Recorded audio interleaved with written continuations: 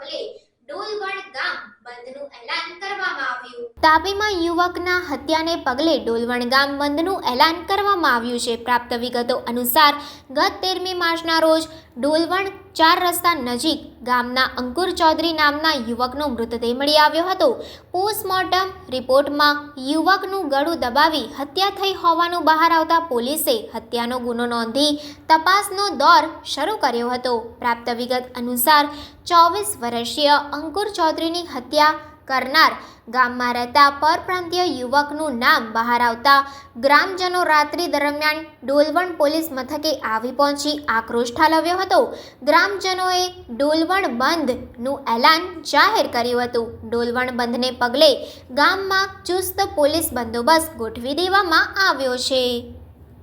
Reporter Hitesh Naik, crime reporters TV news, Tapi.